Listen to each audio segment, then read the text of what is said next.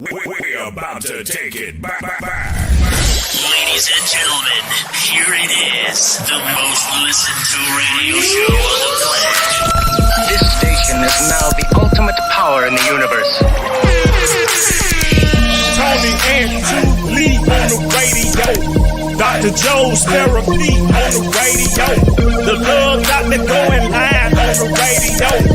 Two mics and a mind on the radio. Radio, turned up on the radio. Radio, turned up on the radio. Radio, turned up on the radio.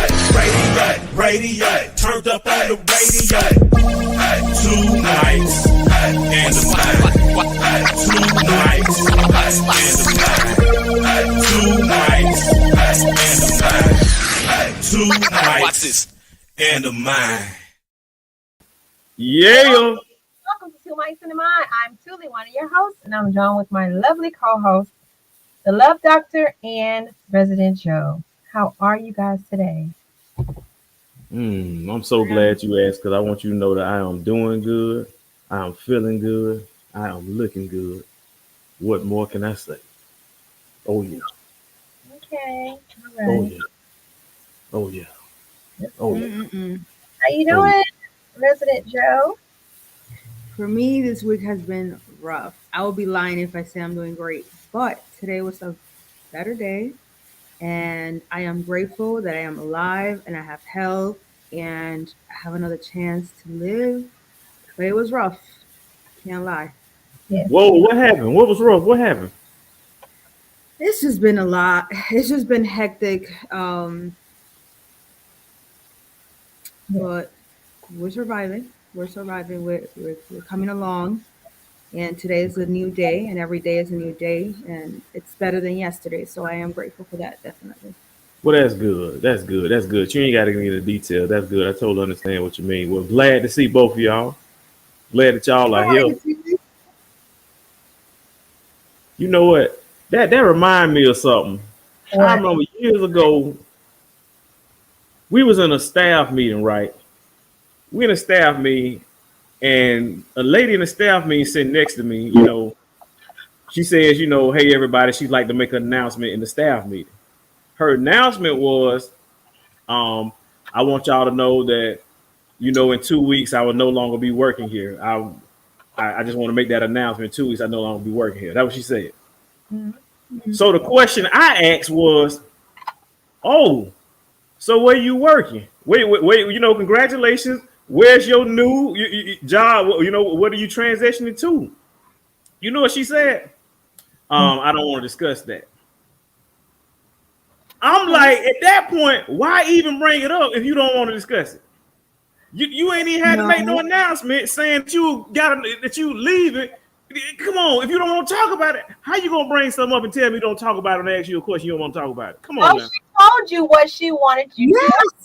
If she wanted to say, she could have said, I'm not after 2 weeks. In 2 weeks, I'm going to start working at Delta Airlines. That's what she would have said. But she said, I'm not going to be here after 2 weeks. And that's all the information she wanted to get.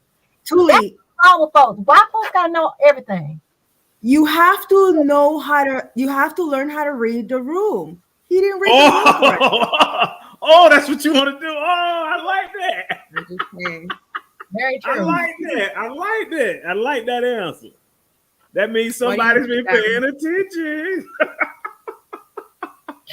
I'm telling you. But I'm just saying, though, I'm like, when you ask that question, you know what I'm saying? That's right on the same.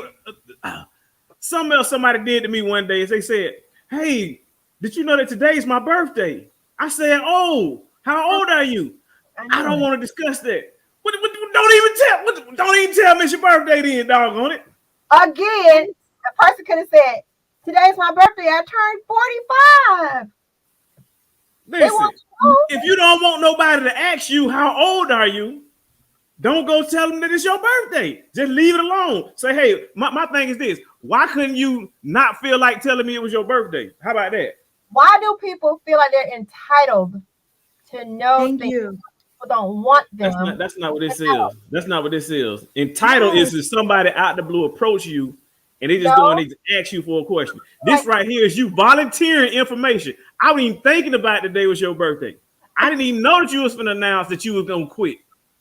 I didn't actually any of that. You just threw it on me, and I'm like, okay, well, hey, let me ask you a follow-up question. No, I don't want to have no follow-up questions allowed. No follow-up questions. No. It wasn't for discussion. It wasn't for discussion. It was for information. Mm-hmm. There's a difference. Sometimes people share the title, but they don't want to share the whole story. You just got to be okay with that. All I'm saying, have you ever had somebody come up and say, you know what? I was gonna tell you something, but I'm gonna hold on. Yeah. You know what? I was just, I had a secret I was gonna tell you, but let me just. If you're not gonna tell me, just don't even tell me that you was gonna tell me. Just leave it alone. That's all I'm saying. You're just too curious. For the betterment of you. That means you got to think in your head. Why didn't she want to tell me? Did I repeat something she asked me not to tell last time? There's a reason why she didn't know. Well, I talk too much. All I'm saying is just folks be out here needing attention. That's all it is. They just want some attention. They just need some affection. That's all they need, some affection. That's all they need, some attention. That's all they wanted. They just needed a hug. They just needed a hug. They wanted some attention. When nobody talking to them, the staff the meeting going on, ain't nobody even looked at them. And they just needed some attention. Everybody, oh, okay. Whatever. Just give it to them. Give them that love, give them that attention they need without expecting anything back. Just give it to Chelsea say that's two different situations. Yes, she's right. Chelsea, let me explain to you. You are correct. That is two different situations because I was giving two different examples. Why would I give the same exact situation for the same example? That's a great observation. Great job. Caller, why don't you call in, Chelsea, and add your 2 cents to the conversation? That's what I want people to do. People get back here on these keyboards. They get out here and they just be up here texting in the comment section. But tell them what we do is hard and it's difficult. What we do, we turn this here camera on. We show this beauty. Woo! Hard. I look good. I can see the reflection of my reflection in this camera through my glasses. Woo! Okay. And you still red hot. Let me say that Red again. hot. I can see the reflection of my reflection through my glasses in this camera. Woo! That boy right there looking good. Okay. Let me tell you something. Toolie, Reverend Joe, let me tell y'all something. Oh, yeah. This right here is honest. The doctor, when I went to the eye doctor, he told me that I have 20/20 vision because I look so good.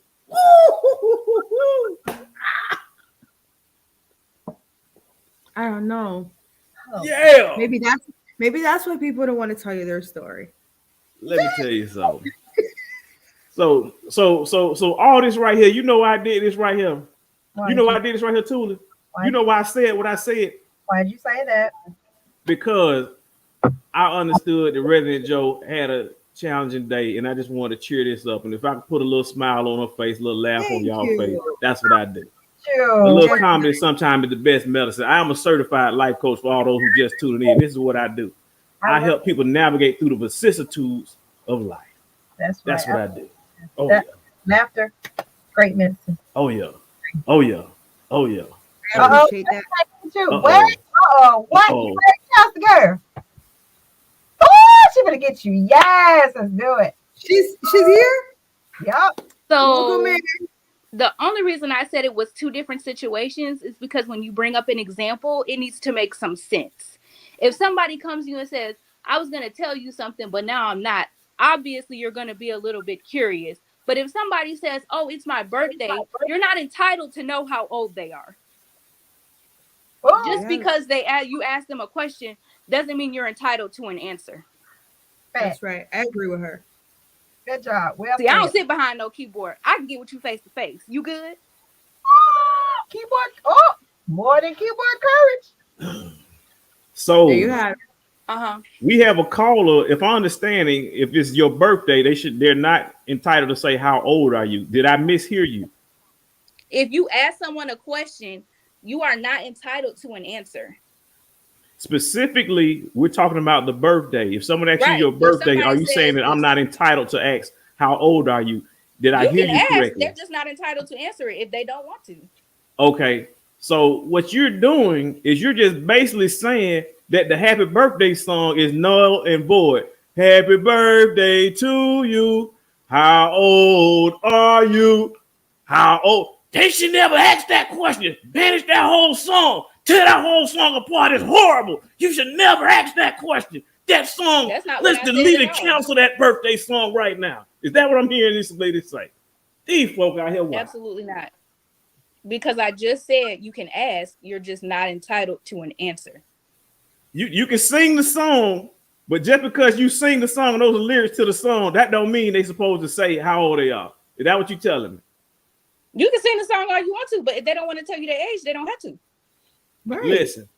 Listen. I totally appreciate your perspective, and I totally appreciate you for showing your face and letting the whole world see. I'm getting emails right now and comments right now that I won't show on this app, but I want you to know I appreciate your bravery. Mm-hmm. Yes. Let me Bye, ask you this, friend. caller. Thank you. What I want you to do is I want to challenge you to hit that cash app. As a matter of fact, you know what I mean? Go on out here and support this movement right here. I appreciate you calling in. Hit the like button, hit the subscribe button, and hit that cash app. That's what I'm saying. And let me tell you something really quick. Your hair is beautiful. I admire the natural black women hair, and your hair looks extremely long. Is that style called locks or those sister locks? Can you educate me on that? No, they're just locks. They're not sister locks. Whoa, Sister hold locks on. are much smaller. Hold on. She lifted up. Hold on, let's see. How much? Wow. Whoa! You use a special Hold oil. on. How long have you No. been growing your hair? Camera freeze. 9 years. I just hit 9 years last month. Oh, wow. Whoa! So let me know something right here, because Okay. what I hear, or what I used to hear black women say in particular, is they would say the reason that they have to cut their hair is so that it can grow. What is your take on that? I never did understand that. I mean, if you don't have, my opinion, if you don't have locks, or if you do have locks, you don't necessarily have to, because it's not gonna, you're just cutting off sealed ends. But if you have like loose hair, then you do want to get rid of like split ends and stuff if if you're able to or whatever. So anything outside of that though, I mean, I'm not a beautician. I don't I don't know none of that. But I don't think you don't have to cut it to make it grow. Like, I mean, and then if you have locks, it's gonna grow anyway, because you hold on to all your shed hair. It's just gonna it grows forever, really. Like it's never gonna stop growing. So Wow, it is beautiful. Oh my goodness, it is beautiful. And it don't like you got no gray hair either.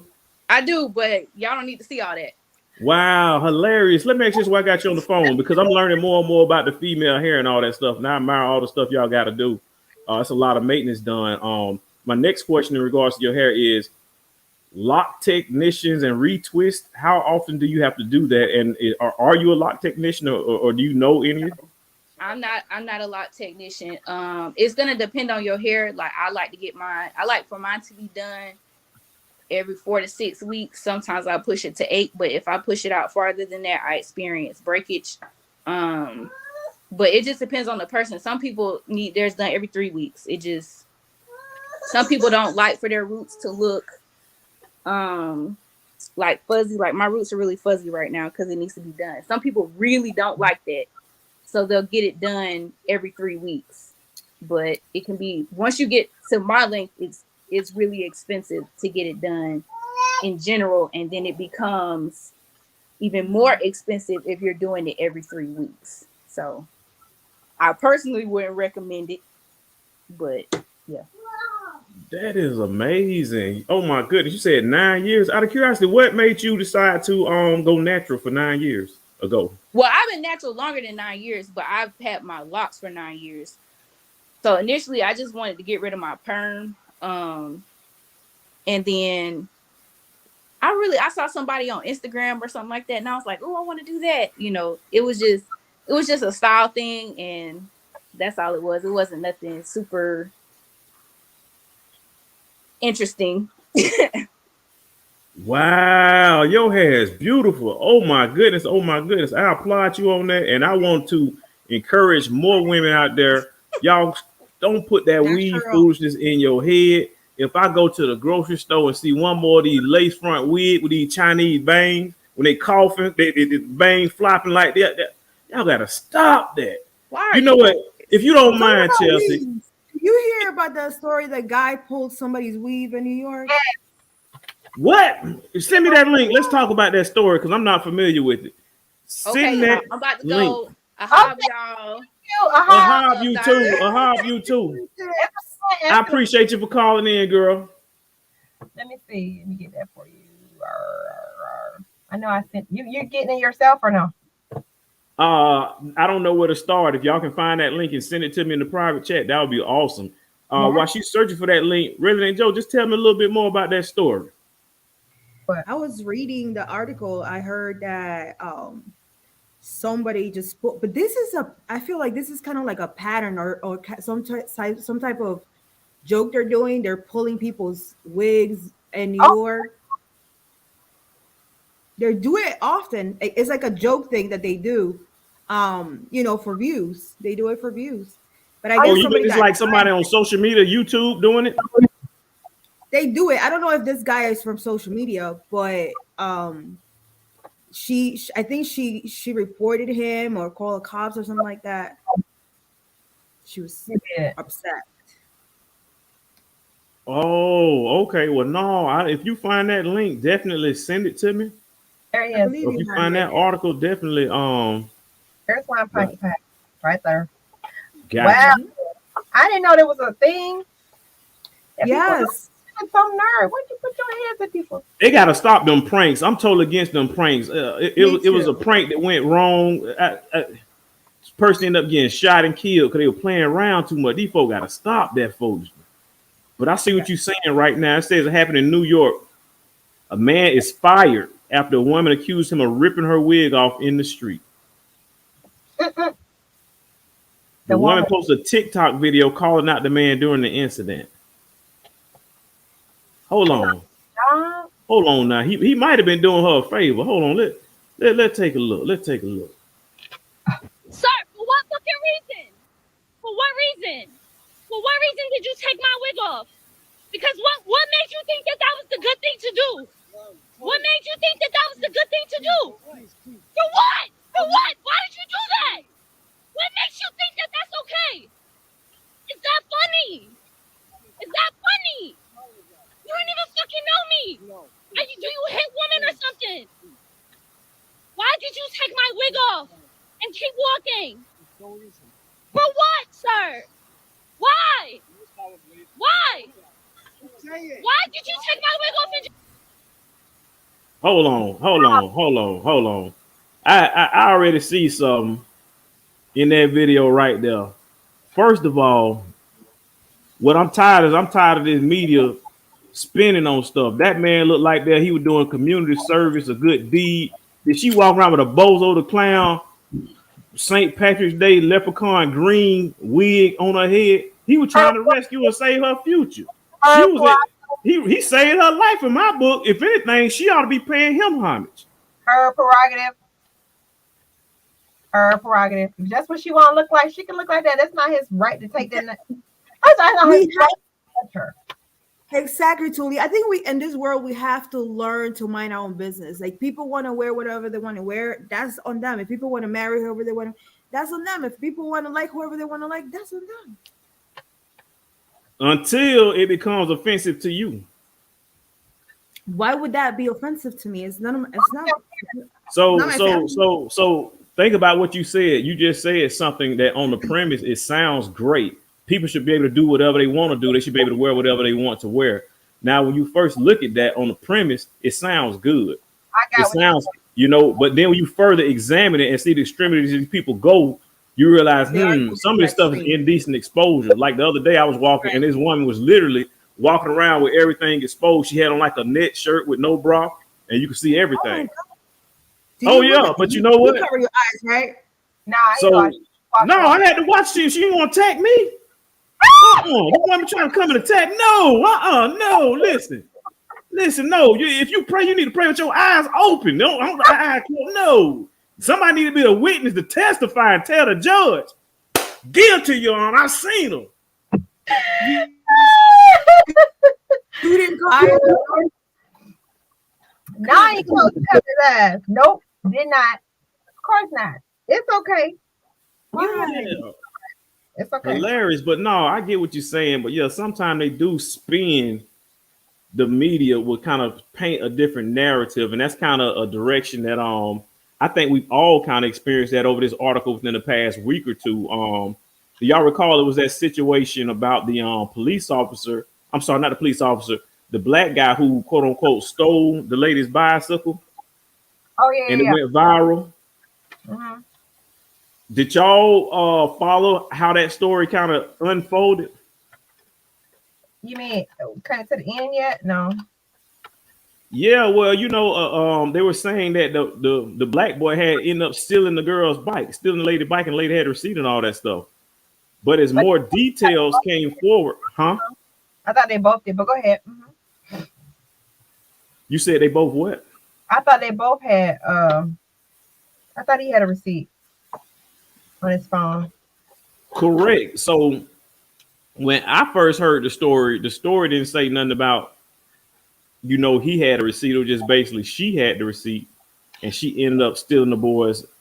He ended up stealing her bicycle, but more details kind of came out. What did you hear differently, Thule? Yeah, that's what I heard. I heard that he was taking he had the bike and she took the bike or something to that degree. Then I also heard they both had receipts, that she had one as well. So I'm not sure how her job moved that fast to suspend her or whatever, or put her suspend her or something like that. But oh yeah. That whole story right there was all twisted and all kind of out of whack as more details and all that stuff came on. It was just like, whoa, I was blown away. I was like, this right here is crazy, But yeah, to go back to that, what Dr. Joe was saying, let people wear what they want to wear, mm-hmm. they want to do. Now, I agree with you on that. I don't think that when you say that, like you said, we are saying, we got to remember what we're saying, let people do stuff. My whole problem with that situation was putting your hands on somebody that you shouldn't be putting your hands on. Right. And when I say let people, I mean, if they're not hurting or if they're not going to the extreme. Plus, this is in New York. You're going to expect people to look weird. There is a cowboy man in there in central Manhattan that wears almost nothing in there with a little cowboy hat and exposed. It's New York. You're going to see craziness in New York.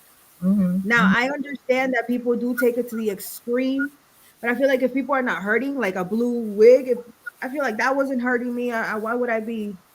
Now, if they're being exposing or things like that, yeah, I do 100% agree. So what I'm doing is I'm observing. I think that particular video potentially is miscategorizing what actually took place, because the guy in the video, you know what I mean? Her reaction to the guy in the video, it appears that they may know each other. You know what I'm saying? There may be some people that she actually knows him or whatever. It doesn't appear as though he's a perfect stranger. The people there, his response, his reaction was more so passive and kind of like, you know what I'm saying? And she's blowing it up for TikTok views, trying to create a narrative that probably reality didn't exist. They probably all know each other. You know what I mean? They just probably just pull it off her head, playing a joke on her or something. And they all headed to the mall together. She just blowing it up, painting to a whole nother different narrative. Because the reality of the matter, if a total stranger would have came and approached you like that, you mean tell me he just pulled it off, yanked it off your hair and just stood up next to you and just like, hey, he ain't trying to walk off, he ain't trying to run, he just keep going. He just really, and the guy was, did you see the look on the guy's face?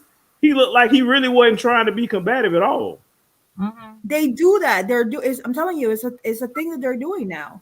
If you YouTube people pulling wigs, it's something that they're doing.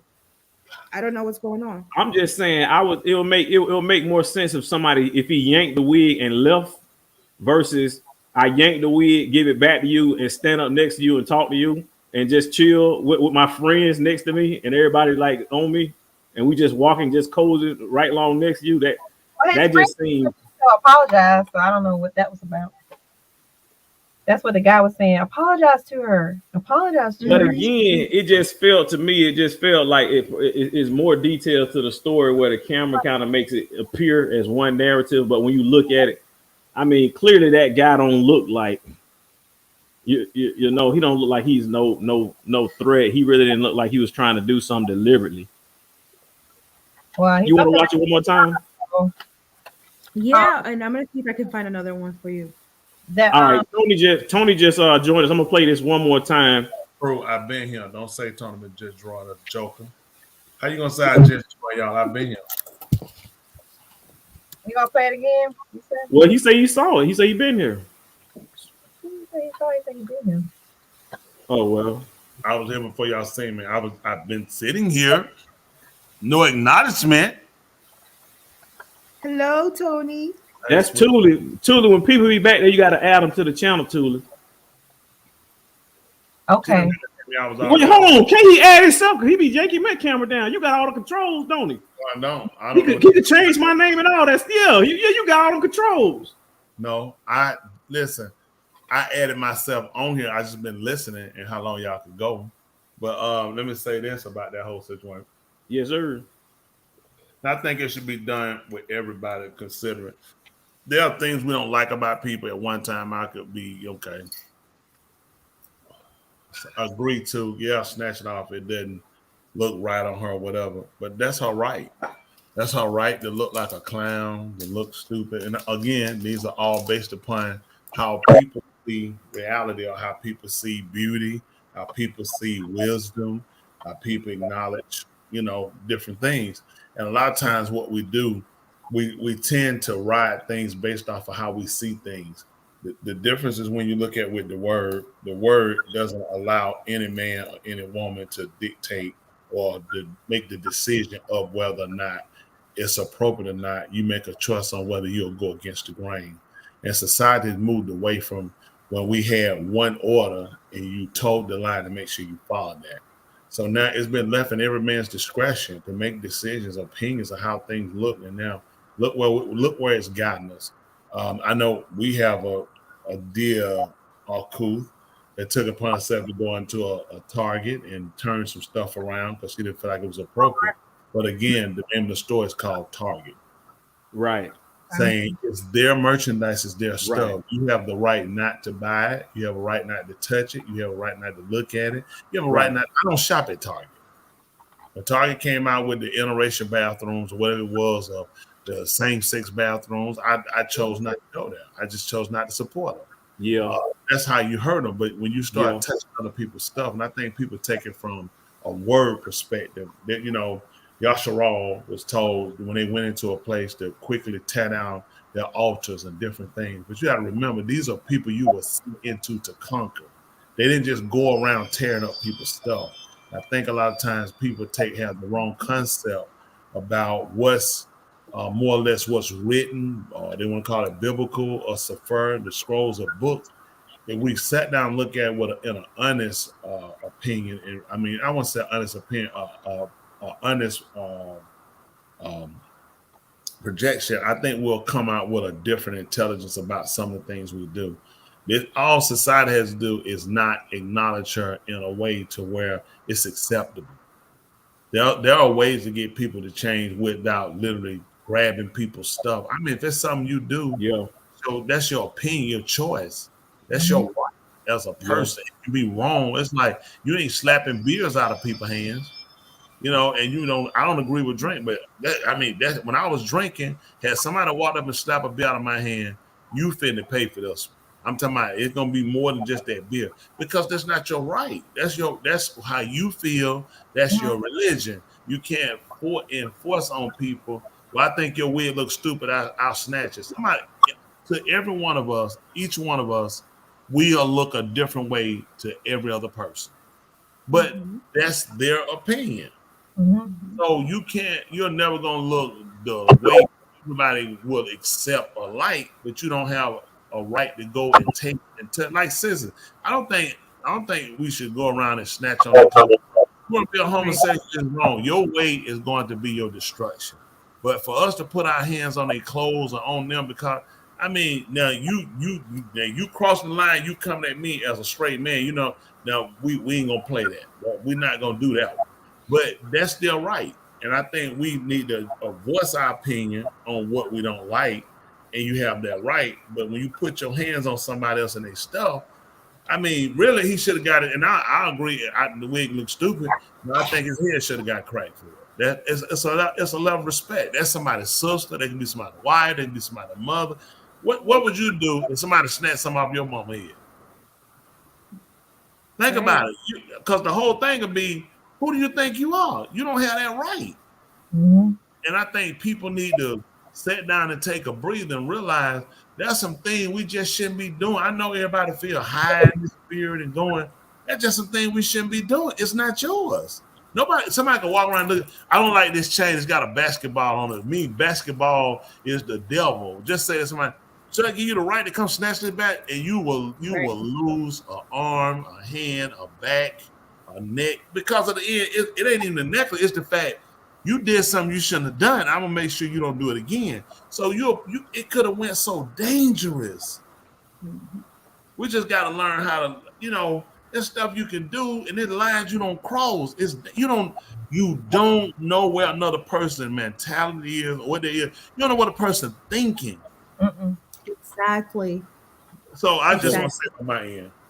I tell you what, I think he hit some good points. Tuli, you also hit some good points. And when you're saying, what Tuli was saying is that when the contact came, when he actually made contact and physically, that was overstepping the ground. Something Tony just said, which kind of caught my attention, is you made a reference about to people's religious beliefs, as far as even if you're homosexual, different things of that nature. What I was watching earlier is I was watching a quick clip, and this clip right here, a comment was made, and this comment right here happened about 10 years ago. I want to show y'all something. I want to share this brief clip with y'all and tell me what's your take on this comment that was made. Here we go. Jason, that he is a Christian as well. So what's your take on that?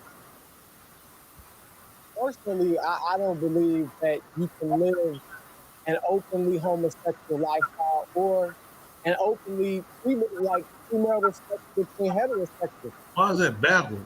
Living that type of lifestyle, then the Bible says you know them by their fruits. It says that, that's a sin.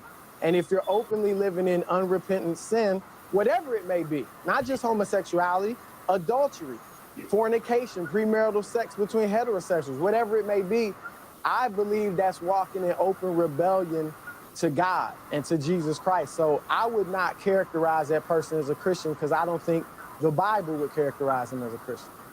LZ, your response? Well, my response is that faith, just like love, just like marriage, is personal. And that if you try to use a broad brush to paint everyone's faith, what you really are painting is a world in which is comfortable for you and not a world in which, in this country, we're allowed various forms of religion. And just because someone doesn't agree with one person's interpretation of the Bible versus the other doesn't mean that they have the exclusive rights to dictate how that person should live. I would love not to have premarital sex, but in this country, I'm not allowed to get married. As a result, that man was fired and terminated, ended up losing his job. Talking about the one talking about the Bible and because of what he said. I agree. You can't talk about religion just like that. And one of the teachings that I recently heard, be careful with what you go say in your job, because you have to understand that not everybody has your beliefs. And so just like people respect your religion, I think we should respect what people believe. It's their choice. So what ended up happening, if you notice what the guy said, is the rebuttal was saying that he would want to get married and don't engage in premarital sex, but they don't allow that for homosexual. This was actually recorded approximately over 10 years ago. And if you recall, approximately 10 years ago, the culture is not what it is now. 10 years ago was just on the brink of what it is. So for the guy to make those comments back then, it was deemed acceptable, but that's when the Twitter age and all that stuff started and will allow the homosexual agenda to start being pushed more and more. So when we look at it now, through the lens of today, we'll say, hey, he can't say that. But being it happened 10 years ago, that was still right on the precipice when that type of stuff was still acceptable to come out in public, speak about, contrary lifestyles that's contrary to Christianity and things of that nature. Talk to me, Tony. What y'all say? I'm still trying to figure that one out. So let me get this straight. The guy talking, he's the ex-NBA player, correct? You know, it was turned around backwards. The writer, it said it was turned around backwards. Read it, I don't think he was. I think they were talking about a basketball player. I remember his face. Jason. No, his name is Chris Broussard. He's a sports commentator. I think he did play basketball before, but I'm not sure. I don't know if he was matriculate to the professional basketball league. They had it up there saying ex-NBA. So that didn't say NBA. It's an NBA. They were saying that, but yes, he's an NBA sports commentator. Let me go back. I thought it said ex-NBA player. It was turned backwards. Oh, all right. Let me pull it up and do a screenshot real quick. NBA player Jason Collins announces he is gay. I think Jason Collins was like one of the first professional athletes to announce that he was the gay. guy right there, that's his picture. No, it's a small, tiny picture. Yes, correct. That's the picture of Jason Collins. That's correct. Yes, he is correct. Okay. Well, I mean, really, when you look at this whole thing, you look at it. I mean, it's disgusting. It's the worst. It's right at the top worst of child molestation, rape of women, everything foul, decrepit, and it's unfortunate that you can't voice your opinion. But this is what people have to do. That's quote unquote heterosexual. Just like they fired the commentator for his comment, we cut them off. We don't watch them. We don't support them. That's the reason why they cut them off. Because those people will support. They are a minority. You have, and they'll change their name because you're already playing your line. You're your man, and you're saying you're a woman. That's two people. And a woman saying she's a man. So there go four people. So you get a gay woman and a gay man together. That's four people. So you only one voice. That's four. So now they'll speak on behalf of straight people and on behalf of homosexuals. That's scary that we as a people hadn't voiced ourselves enough and have stated our case and vindicate ourselves with the fact that we can leave the hospital, we can go in 2 and walk out 3, 4, 5, 6. You know what I'm saying? Because you have triplets. So a man and a woman can go into the hospital together as 2 and come back out with 3 minimum. That's because she's pregnant. A homosexual woman and a homosexual another woman go into a hospital, they can come out and have kidnapped somebody, come out with another homosexual. We are the people that generate life on the planet. So it's not hard to defend our position. We just have to hold our space by not giving in to it. You can feel free to dress it and wear it and present it, but you can't do it on my job. If it's my job, I have a right not to allow you on there with that behavior. If you can fire a commentator because of their opinion when they're hired to give opinion, and this is their opinion, and they're not allowed to do it, but I cannot fire a homosexual who wants to express their opinion, then the country's backwards. Heterosexuals need to come out fighting, and we need to. It makes no sense. I'm not going to argue with a gay man again. That's retarded. For what? Right. You have no right. You're not even disciplined enough to stay with a simple assignment: born woman, born boy, born girl. That's a simple assignment. You had nothing to do with it. It was given to you because it's easier for you to operate in this system. You chose to vacate the first normality to go to stupidity. Why would you even give an end to it? To entertain it would be belittling yourself to intelligence. Why would I argue with an imaginary person? What could I accomplish? Exactly. Yup. Ignore them. Don't give in to them. You will walk your behind right into the men's restroom and the one. You can play stupid and wear it all you want, but you're not going in that woman restroom and you have a dangling. You cut it off, it don't make no difference. You were born and you're not getting away with it. You're not going there. There has to be limits. Listen, I totally agree with what you're saying. We got a comment in the chat says, "I need full context on why he was having the conversation. Did he interject his thought without being asked?" No, I don't think that was the case. I think he was actually on the show and specifically brought on the show because this is one of the first NBA players to announce that he was gay. I think I found a quick little clip. I can play like the first minute of it, I guess, to give. What he's asking was his point of his question was when the commentator gave his analysis, his opinion, was he asked about his take or his feel on homosexuality? Because that will make a difference on whether this was something forced out of his mouth or this was a conversation that was had. And he was in a position to, I will opinionate because I've been asked and this is the conversation. Versus this ain't the conversation. You took it upon yourself to say, well, the Bible say fornication and adultery too. So at this point, they're looking at if people don't watch your show for that, but that's easy, like cut it off. Okay, we got to stop. Fire somebody because I can't believe you said religion. I can't believe you still watching it. Just do something else. You know how much sense it made for me to complain about terrible preachers that I watch? You know how much sense that made? I'm sick of watching these terrible preachers on TV. I'm sick of watching them. Every time they terrible, these preachers on TV. Every time, what should I do? Get rid of all the preachers. What would be the most logical thing to do? Start watching. Everybody rights protected. I had a right not listen to you. Just like people don't like me. You're the retard. Why are you listening to something that you don't agree with? I don't watch it. I don't. Man, how many times have you seen me to the white Oprah Winfrey?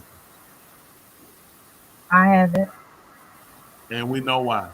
I don't agree with her. So my complaint with her, I don't agree with you. That's her right. She makes a lot of money. She does well as a successful woman.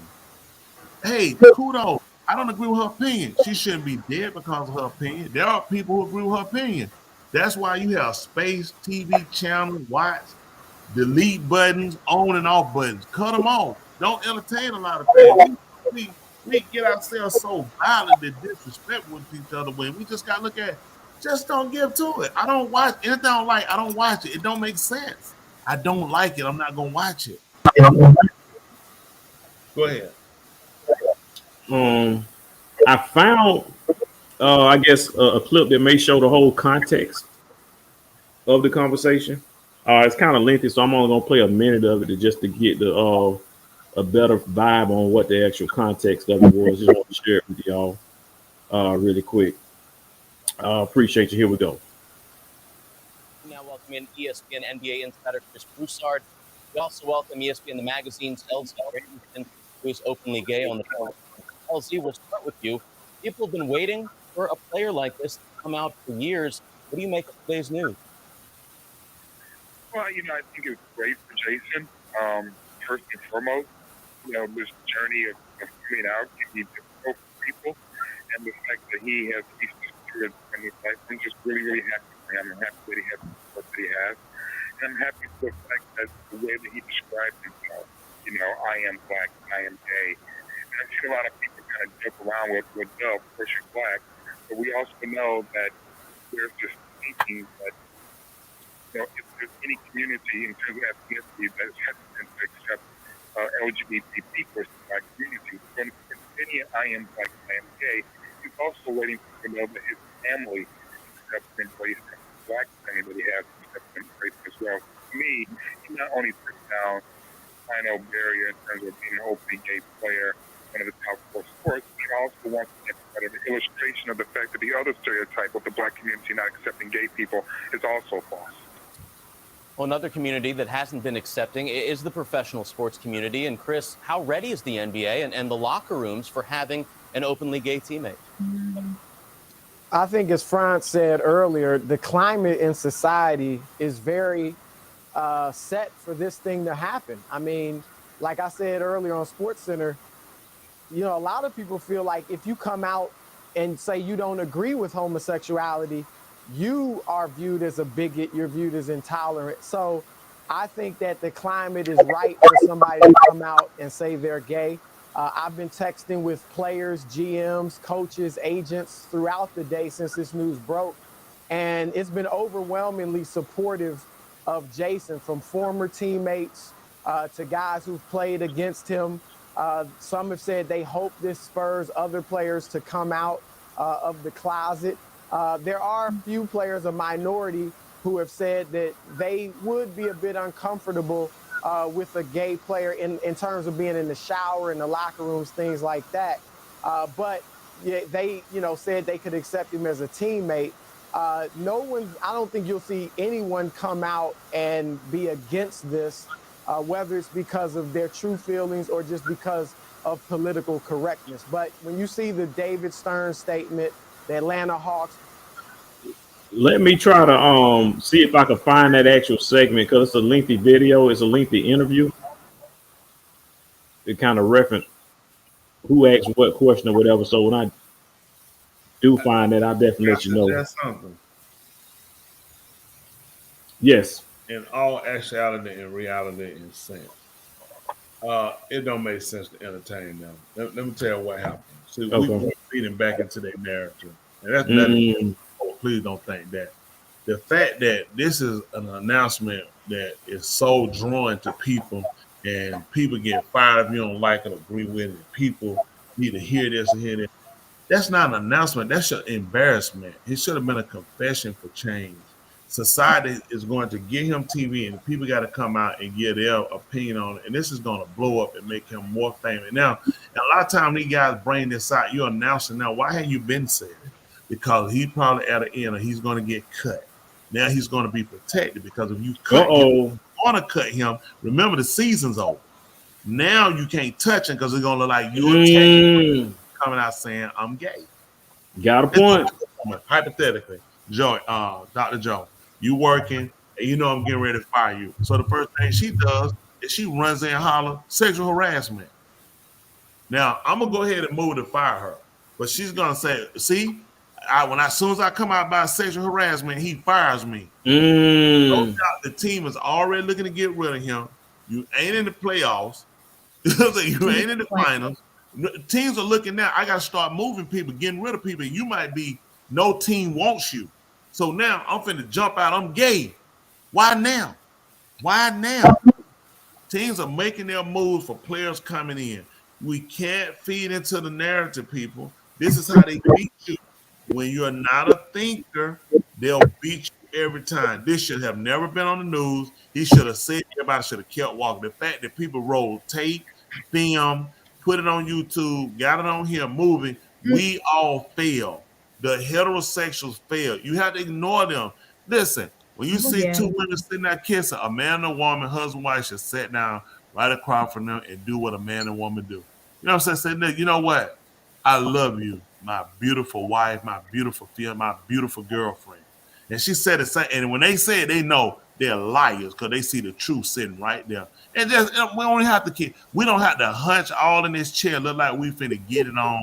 We sit right here and we have a normal meal. We say, you know what? I love you for being you, for being the woman you are. And she tell the man, I appreciate you for being the man you are.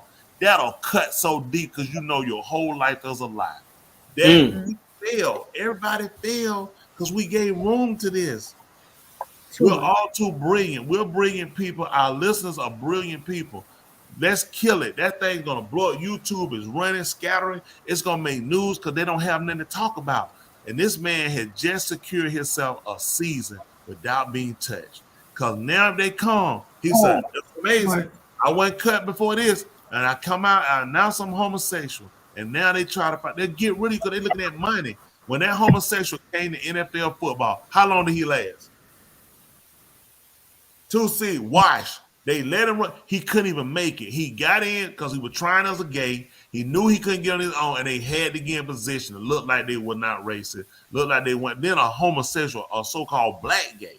So we lose every time. Every time. He's a disgrace. We don't get any time to people like this because it belittles our. You know where our intelligence had to be right now? We have to think about what do two men do? What do two women do? Why we rationalize? Why are we even trying to process it? It's against nature. We have to show them what you're doing. I have no respect for it. I give no attention. I'm gay. Everyone, I'm gay. I'm walking. It doesn't listen. That is your opinion. That's why they have to be loud. That's why they have to be showy, flashy. No, women don't do that. How many women? You have some women might wear shoes or do stuff. They say loud. No woman conducts herself like a homosexual woman, like a homosexual man do that. You don't find it. No homosexual woman can really illustrate all of the behaviors of a straight man. You cannot. Can't do it. Can't do it. It's a mental. Our physical has a mental. There's a mental mentality to be able to operate these particular organs and how your body operate and illustrate. The brain of a woman is different than the brain of a man. A woman rib cage is different because there's a mentality of the operation. Listen, man, you don't put a Volkswagen Beetle engine in a tractor trailer. That's right. Don't do it. Operate correctly. You cannot get a man to get a woman's ideas or get him to try to fashion himself like her. His brain cannot process that. That's why they go crazy. That's why they beat each other up. That's why they always violent, because their brain, it is a mental issue. They should be able to be treated. I think the government should spend money in helping them because they're human beings to get their mind straight. We need them because there are some brilliant minds that have taken some wrong turns. But to give time to these kind of people out here, that's like, come on. Listen, you're a failure. End the story. He should have never gotten the time because our kids are following. And that's look, what they go on social media for? Get popularity. And that's all people doing. Who was talking about this guy? Nobody even knows who does he play for. Look that up. Look at who he played for, and we can move on. I don't forgot his name that quick. Was it Jason Collins? Jason Collins. Tell you what, give me 1 minute. I'll let you know right now. While we looking that up, let me ask a question. Why do we have to wait till we see homosexual couples in order for you to look into your woman's eyes or your man's eyes and tell them that you love them and that they are beautiful? That's a good point. It's just better when the sixth round. It's more. But they are. You got to appreciate it. I appreciate every woman out there that carries her role in tight as a woman. And I'm just saying, when you see listen, the only reason you run to another assignment because you failed at this one. You didn't even try to get it right. It hurt. Probably being molested. Well, I'll never say this. I wouldn't use that. I really truly don't. I don't go for that at all. That's not true. I've been molested with that is very true. That is very true. It's still sex. Is it assault behavior? True. What is? You gave it up. I gave you an assignment. You gave it up. That's the book said. He did not say someone taught you. He said when he said you gave it up to practically vile affection. So you know what I'm saying? They're ill. They're sickening. You know what I'm saying? And we shouldn't give the credence to give the time to or even the brain factor on, wow, he had, that's his right.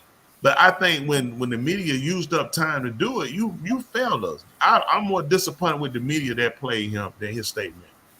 He's a failure. Can you look at who does he play for? Boston Celtics, Atlanta Hawks is the team that he used to play for. Right, so he played for Boston Celtics. Where Boston Celtics at right now? Where they getting ready to go tonight? Who they playing tonight?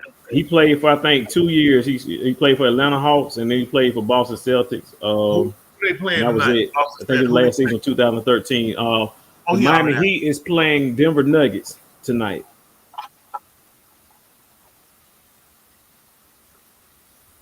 But what the Love Doctor he'll play for nobody. No, that clip was from about 10 years ago. But the Miami Heat and the Denver Nuggets are playing tonight. What was you saying, Resident Joe? what you said about majority study-wise, majority of them have been molested.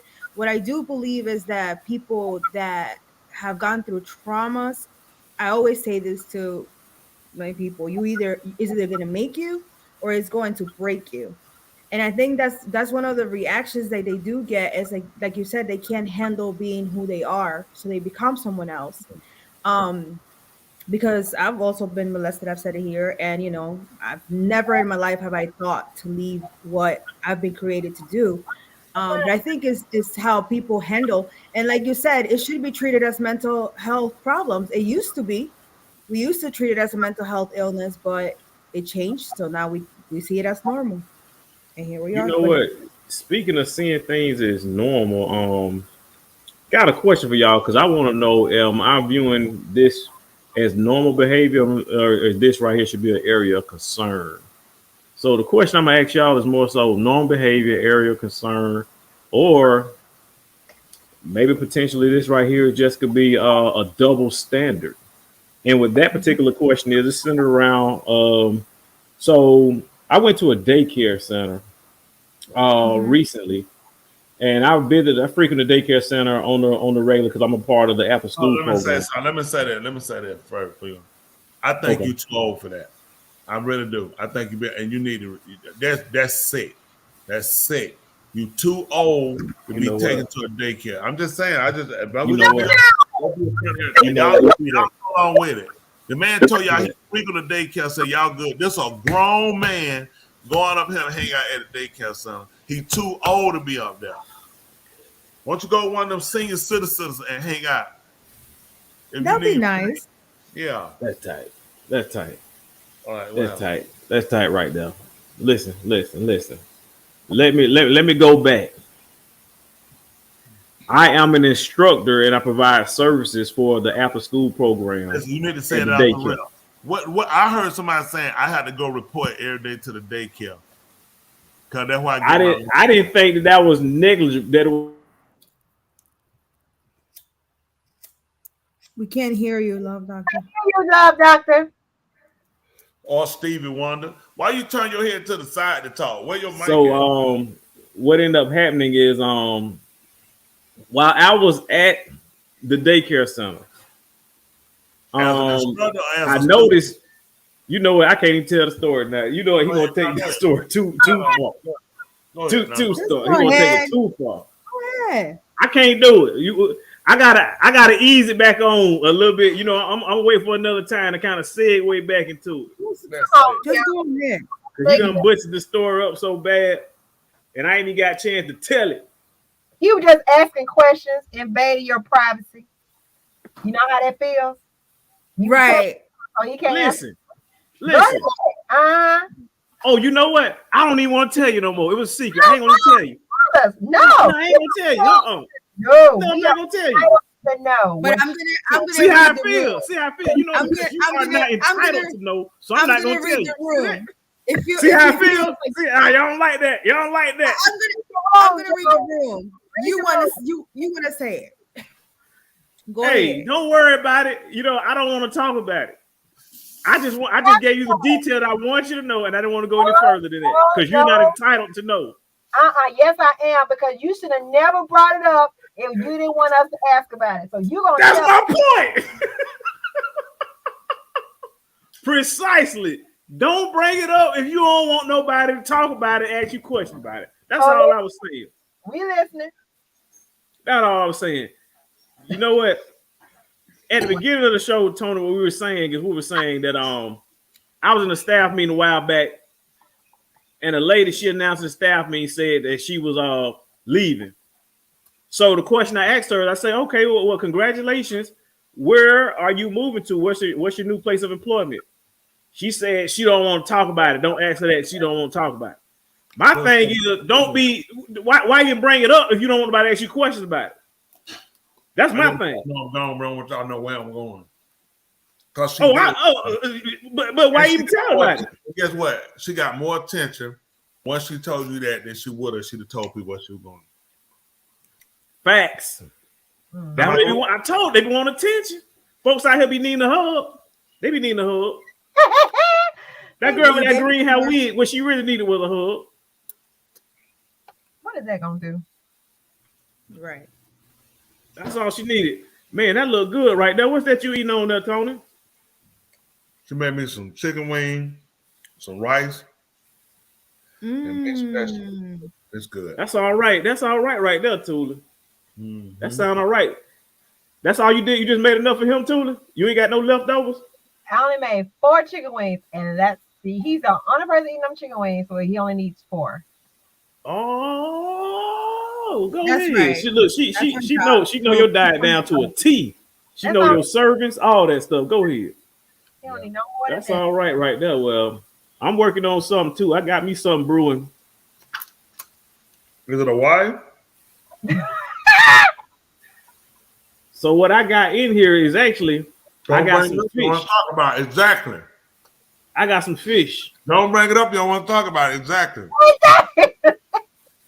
I brought up food. I say, what are you eating? He just wants some attention. You don't want a hug, Wayno. I do. I do. You know what? I'm gonna tell y'all. You know what I really need. What I really need is I need compliments. I just need a lot of positivity, compliments going my way to help encourage me. I just need a lot of confidence to help me. You know what I mean? So, in order to help improve my confidence, I just need compliments. Some really good compliments. So, whatever y'all can do to help pour into me. Since I'm being vulnerable and showing y'all where I'm weak at, I need y'all to pour on confidence, please. Right. He just wants it. All right. More How confidence. you doing now? How you doing now, you chimp? See, that stuff works against my self-esteem. I need y'all to pour positivity. Resident Joe and Tula, can y'all speak life and speak positivity with a compliment? Yes, you're extremely clear tonight. You look it's very clear. The camera is very clear. It's very nice. He's smiling way too hard. I'm not following. I'll tell you something positive. You're almost a human being. That's tight. They haven't encouraged. That's tight. That's tight. So the issue was the fact that while I was at the daycare, I observed they have teenage kids. Really? I'm nosing. Yeah. Keep going. You told me to hold on. No, I'm just you. They have teenage kids there, and the teenage kid who's over, there's a girl she's a teenager, and she's over all of the newborns up to the age of 5.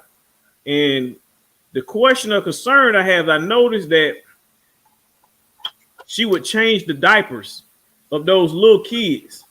And my question is it inappropriate for a teenage girl to be changing the diapers and stuff of a little kid? Of course, I understand little kids, you take them to the bathroom. If you don't mind them, they'll be peeing all over the floor and stuff like that. But should an adult be in that position? Yeah. Or is it okay for a teenage girl to do it? And if it was a teenage boy doing it, changing other kids' diaper, is there a double standard? Mm-hmm. Share that. What y'all say? Good question. I don't agree with that. Not at all. No, and I say this: you need to report her for changing your diaper. I'm serious. She looking at jail time in my book. That man, I'm saying that's just somebody that should have been in that room. I know that much. Are you okay? Yeah, that's what I'm saying. If you, I see why he said, listen, you were crying out, and you know what? That's on us. Remember, he said, I need a hug. Ray told it, I'm hurt. There's a lot happened to me. Yes. That's what's going on. And you know, we missed the key word. He said, I keep going through all these changes. And we were like changes, and we want to admit because he keep every time he go to daycare and the nursery, she keep bringing me another changing. But no, at another end, I don't agree with that. Let me tell you what. You have to have a mental maturity when you're stripping kids off their clothes, when you're changing diapers. No. Maybe a teenage kid with their own like little brother, sister, small, they just say no. Because your body is trying to experiment. You're looking at organ part that's going to grow. And you start designing your net, put things in your mind. Even What to catch things in. What if she's the one? Okay, that's two scenarios. she could be somebody that works there's daughter. Mm-hmm. They felt that She probably is. Okay. mature enough to, not just somebody they hired to change, but they probably felt that she was mature enough to do that. No, they felt like that's even more insulting. How is that? Because that means your kid ain't getting paid like other ones. So your kid probably pissed anyway and sick of doing the job. Versus somebody working and need the job. So you'll be more susceptible to be careless, reckless, irresponsible. No, that's why I chose you. I chose you because I don't have to worry about that with you. But that's more the reason my 17-year-old is mature or my 17-year-old is cheaper than somebody else. Or I might not have the staff. Nobody wants the job. I might not have anybody to do it. So you want me to keep the soiled babies? No. Yes. I'm tell what I tell the parents. They say, "Oh, what the blade going on in him? Why my child sore? I'm gonna help somebody up in him. I need an explanation right now." I'll explain. Go ahead, nigga. Yo, nigga. All right. The reason why your child is sore, I only had a teenager here. And because I don't feel a teenager's mentality or maturity at that level to change a child responsibly. Not only about having sex with them, properly clean them. It's a little girl. You got to know which way to wipe. You wiping the wrong way, you got to do shit in the ooshie. You play around, little boy. So rather than risk that responsibility or the injury to your child anyway, I took the advantage, took the choice of because it couldn't be done by the time you got here to let you do it, but I could explain why. Because your child's safety is more important. I would rather have this conversation with you now about your child being soiled than to tell you that one of our staff molested your kid. And that can happen from the and adult. you get that pissy doodoo child out here that you question without go up. No, that come next. Especially the opposite sex. I understand for a certain, but the opposite sex cleaning a little girl, I'm completely against that. I wouldn't. So then the question is, if hypothetically you witness this going on at a daycare facility, what would you do? Let me tell you what you do. That's a good question. No, I mean, yeah, it is. What do you do? The child is old enough to work. This is what you look at. I would look at if there's anyone I know that goes there. I would express my concern to them. Before going to the company itself, that's your place. It's not a minor. She old enough to work at McDonald's and flip it. She able to take a naked piece of meat out the bag and throw it on the grill and slip it between the buns and put some sauce on it. So they feel like she's mature enough to do it to a baby. If you can do it to a sandwich, by God, you can do it to a baby. Well, okay. Why are we thinking that she's not? Why is it automatically? Because first of all, if she's a teenager, she could be 18 or she could be 17 or 16. Yeah, she probably 14, 15. I don't know. Well, even if she might, that means she shouldn't be working, period. Whether she changes the diaper, if she's 14, unless she's working with a work permit. We don't know all that. But we don't know that she's not able to do that. She could have a bunch of siblings. Okay, we're going to go with that. So people that have teenage child changing and keeping their siblings, what about that? Because it's their I just family. want to make certain. I want to make certain that I don't want to get the scenario convoluted. I'm specifically talking about a daycare where a teenage child is employed there, and she is over the little kids, and she changes the diapers of the little kids and takes them to the bathroom. I don't want to get that confused with, I got a little sister and I got to change her diaper because my mama told me to. I don't want to get those two confused. That's not what I want to specifically focus on that daycare. Well, your point was her age. That's what I took. I could be wrong, but that was your concern with her age when you brought it up. Well, so the follow-up question that I had is that, so now what do you do if you know that's what I'm talking about. What do you do specifically in regards to the daycare? That's what I'm talking about. What do you do in terms of daycare? I tell you why it's a hard question, because I know you go there often and you do service there. and and you can't report it because you don't have any evidence and something happening. But I would speak to someone and regarding that you feel like that's not okay. I would speak about that. But you couldn't do that legally. Right, and you got nothing illegal is done with her. It's not illegal. Right. Here again, we're dealing with snatch the wig off the woman's head. Right. I just said for me, what I would do if I know you, Thule, or Dr. June, y'all have a kid that goes down, I said, just, FYI, they have to. If you're okay with it, then at least I just said, they said, well, what's wrong with that? Gotcha. We can have a conversation. But Gotcha. I wouldn't go and disrupt her ability to make money. Right. She's old enough to, there's no law against her doing it. Her doing it is all, again, we're looking at how we were raised, how we see teenagers. We understand how irresponsible we were, even though we were given some mature roses. This is dealing with sexual organ. Here things go bad quickly. Well, churches, daycare, schools, notorious. Everywhere. Other places. So why are you leaving this gap open? It's because people saying, I don't see nothing wrong. But let's just be honest. When we're finding kids molested, we're not hearing about from the 17, 16-year-olds. It's the 20-some pluses. So again, we're dealing with, I wouldn't want to impact her right to make money, especially when she has money. She could very well be. Is she getting paid though at 14 in a daycare, or is it a volunteer job? It could be. I think it's a volunteer job. I'm assuming that she is getting paid, but she is probably a relative or a close family friend of the management or something like that. Yes, you're a relative. Yeah. But you ain't want to talk about relatives. All right. Yeah, you already knew that. You're not going to just already knew that she had them. Which I said, and that's the part where I'm looking at here. Not the molestation always with anybody, but the thing what concern me the most is how well are you cleaning these kids? Because you really need to be taught how to handle the kid, how to handle. You babies get dropped when you pick up them legs to wipe. That baby twist, turn, bow. There's a lot of responsibility. It's not just molesting.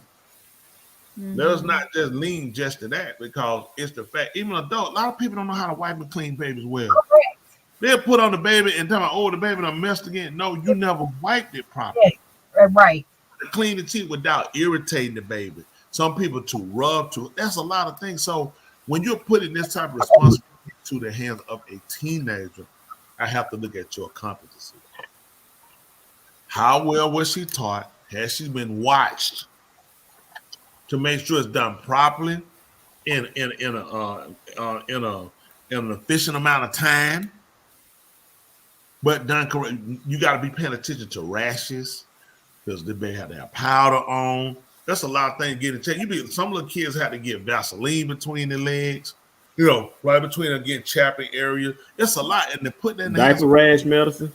I'm saying it's a lot going on when you talking about, hey, change this kid, because now kids come with a encyclopedia this thick of what they need. You only keep them for 2 hours. What they're allergic to. What they play with. Y'all, this comment section is going off the chain. Talk about we got people say that she could be 25. Yep. I don't know. I don't know where they get that from. I don't even know where that comes from. She could be 25. That's always is thought to be a teenager. That person that said. All right, so listen. Let's talk about the absolutes. I'm not questioning. I say I don't know her exact age, but I do know that she's a teenager. I know she's a kid. How do you know that though? Don't do that. Don't do that. Don't do that. We're not finna do that. We're not finna do that right there. We is not finna sit here. So, listen. As far as I know, if that's the case, you could be 12. How do I know? I ain't see. You could be 12. How I know? Okay, exactly. How do you know that I'm not? The way that I know is I know what a teenage kid looks like. Wrong answer. That is all your perception. But I do know that. So hold on. So you telling me now it's impossible to know what a kid look like. Now we don't even know what a kid look like. She was singing in the youth choir every 5th Sunday. That's what she is. I know she is in the youth choir every 5th Sunday. That's what she is. She's in the youth choir. Bam. Smith, you was in the youth choir, you weren't? Yes, I was. Oh, the sad part is you were grown. What, you was all the way to what, 20? Apparently. That's sick. Smitty, do you see what you done started? I ain't In started. all fairness, you have a very youthful appearance. If I didn't know better, I would think you were in high school too. Right. That's what I'm talking about. See that what we not finna do is sit here and make up accusations and perspectives to justify R. Kelly. That's what we not finna do, okay? And we aren't. Everything they say in the comments say that same thing R. Kelly said. Well, that just supports our fact that men younger. Don't ask their age. The age don't matter. The age don't even matter. It ain't about the age no more. Age don't matter. I mean, you had a real bold conversation. What? Then, my grandmama got married in the 6th grade and weighed my dad. You sick. Wow, y'all are off the chain. You sick. Y'all are off the chain. So, but check this out. So the reality of it is everybody's perspective. Y'all definitely hit spot on different perspectives or whatever. I guess what this right here is a good illustration of is an illustration of sometimes when things that are improper are going on, oftentimes it's an uncomfortable situation that it leaves other people in. And some people may say, hey, I don't want to, I might ruffle some feathers, so it's not worth it. Or others might say, hey, I ain't going to lose my job or whatever the case may be. Different things like that. One thing I've known is that every case and every situation is different. There is not like a one-stop brush into all this stuff. So when we find out different things like that going on, whether it's in our place of employment, whether it's going on in our family or extended family, it's just different ways to react and different ways to resolve different problems, different situations. But I definitely appreciate all y'all input. I tell you what I would like to know. I would like for our callers to call in and maybe share some of their perspective, because we had some really, really good conversations, some really, really great topics. Want to see if maybe some callers want to call in and tell us more and more about it. And if you're afraid to call in, that's fine. That's why we had a cash out. Want everybody to hit that cash out. Ain't that right, Tula? So if you can't call, please hit the cash out. Come on, Tula, open up that cash out. How much money we got in there, girl? We have a whopping $1. Y'all dropping the ball. Let me see. Listen. Let me see. Y'all get it together. Y'all lighten up all these comments. I ain't got nothing in the cash out box. Come on now. You got $10. Yes. Don't be doing that. Don't be doing that. Don't be doing that. Don't be cheating us all cheap. Pay us for our services, dog. Listen, all we need is $10 more, and we'll be $80 short of 100. Come on now. I believe it. I believe it. Woo! I believe it's somebody under the sound of my voice right now. Something is telling you that you need to give. That you need to sow a seed and give a sacrificial. And the fact that I'm telling you that, you know that I'm talking to you. Listen, don't deny it and don't fight it right now. If you want to know why in the world you can't get your bills paid, if you want to know why in the world you can't put gas in your car, if you want to know why in the world everything you do continues to fail, it's because you ain't hit the cash out. Come on now. Woo, I feel so. Woo. I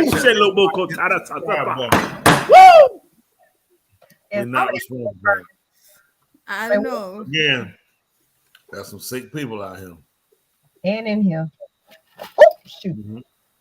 Then we some other stories that we had to cover, didn't we? Yes, Wayne, in that thread, you see what you see. I sent a little video clip and I told y'all to play it right quick. I don't think it's I got the video clip locked and loaded. Y'all ready? Let's do it. Here you go. What is this? Well, this sister here talking. This is what she's saying. Without Africa, our cocoa, our timber, our gold, our diamonds, our platinum, our whatever, everything you are is us.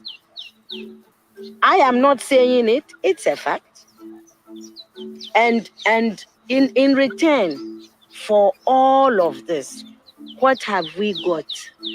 Nothing. Anti-personnel indoctrination against ourselves. If you go and cook your horrible diseases like AIDS, you say it is us. You brought us tuberculosis. We didn't have this big cough until white people came here. In exchange for Africa giving Europe 500 solid years of our people, I mean, not Europe, the Western world, of our human beings to work your canes, to dig your gold, to take in gold itself, diamond, I mean, you know, fish, peanuts, palm oil, everything. In exchange for that, we have got nothing. Nothing. And you know it. Nothing. And you look upon, you know, white folks look upon us like monkeys. It is true. It's in your literature. Some of your best thinkers have said this about us. Have you heard of all these Germans? Have you heard? Okay. Yes. They said, Lord Burton, people like that, they said, we don't even have the brain of animals. That's what we've got from you people. But don't you think that this is over now? Over where? Is it over? Who said that AIDS came from the green monkey? Is it over? Is it over? Well, if this is your impression, do you think that you can ever forgive us? It's not a question of forgiveness. I have nothing against you. My point is that you did and you are doing for your survival what is necessary. We can't blame you for that.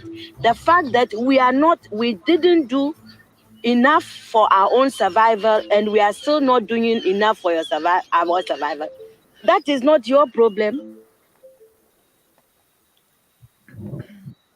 Beautiful. I like her energy. I like what she said. And what she said, I think every person of color could agree with, and in agreeing with it. I mean, people in general, especially for people of color. But just like she said, I don't hate you, and they will think that we hate them when we make comments about them. There are people of color that say I hate white people. It is. They'll say it. They don't mean it. If they hated you enough, you'll be dead. People hate the fact that you still are in charge, that you still have such a mass control. And then they're hating you is the anger and frustration in themselves for not excelling, for not recognizing, our own stupidity and our own demise at our hands. So a lot of our hate toward white people is the fact of course, the situation. But then, you have to realize you have to coexist. So the time you're always hating white people as a whole, it just each no one, we've never had a person. Who do you know of color that hated white people that succeeded? Give me one. One person that everybody knew, or give me a Hispanic person. Give me somebody saying, I hate white people, and they succeeded in success. They're still going. It's public with them. They always take you down. They'll use your hate against them, and they'll use it against you, and they'll make it a crime. I'll say this to people, if you follow me, if you catch it, if you can. You have to learn how to navigate, okay? There are some ways and approaches you can take. It'll cost you more harm than it'll cost you help. You have to learn how, and y'all hear me, I tell my members all the time, y'all know what I always tell them to do? Stay focused. Stay focused. Do I tell them to get focused? You have to get on the path, and you have to learn how to stay on the path. You can navigate on the path, but you only got limited lot of room. Limited. So you have to know what you can entertain and what you can't, and you have to move out. I'm a person. I get in, I get out, because I got a limited space. I can't give you with so much time. I'm telling you, if people want to learn how to operate, how I do this, I don't give people that type of energy and time. I can only give you so much. Then I have to separate. People might say, man, he just cut you off. That's just where I'm at. I'm just that person. I have a limited amount of time. I have some family members I had to tell them that. So listen, Y'all, it's gonna be. I'm just finna cut away. I'm just, that's just what it is. I'm getting stuck on something and I don't like it. And I'm just that person where my wife tell me, I'll cut you loose. I'm that type of person. I don't ever have to talk to you again. She'll tell you I'm that person, and we good. I got to keep going. Energy is so important, and I love her energy of what she was saying, and then be able to tell the white lady, I don't hate you. Well, when is it gonna be? Because she's trying to use her intelligence to okay, when you gonna get past that? She said, the green monkeys, AIDS, is that over? And she couldn't answer it. See, they put you at that level. She said, how can you forgive us? And that's not a true statement. You can't ask her to forgive all people of Caucasian race. She didn't have that, ability to be able to do that.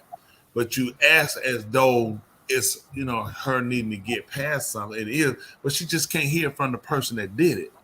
I can't rape Thule and then say, hey, get right. Hey, you need to get over it. You know what I'm saying? You need to listen. It's been a week. Listen, you need to put that past. You can't grow. I'm not the person. Someone who's familiar with her anger, her hurt, her frustration, who's been similar or exact, can talk to her and get her energy to say, because they'll tell them, don't let them take this from you. See, what we've all done, Black, Hispanic, Chinese, everybody, and even other whites, we bought into a psychosis. And these people have beat us every time. They're going to break you with their prison. They're going to hurt you financially. They'll destroy you. They're going to make you sick. These are the three major attacks and make people hate you. This is how they beat you every time. They'll make you sick through medication, through food, okay? They'll imprison you because they'll create a crime for you, okay? They'll hurt you financially from your income. You see, just like that guy when he made a comment on the show, what did they do to him? They wrecked him. That's the goal. Every person got a breaking point, and they'll try to wreck you spiritually, and they'll wreck you with people where people will hate you, and you'll see, oh, this person hates you, this person hates you. You're saying this person and not these people because it's limited. You can't buy into the narrative that they give you because this is how they destroy you. They'll make you sick. They'll put you in prison. They'll make people hate you and they'll affect your income. Just like Donald Trump. I'm not a fan of at all. But you see how they're destroying. They want to break him financially. They want to get him in the prison. These are the ways they break you. You have to become conscious and get yourself, really grounded with your creator. Because these people can wreck you and they'll get you off a whole nother path you can't even recover from. But what say you guys?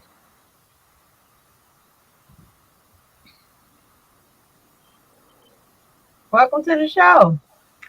Miss Tilly.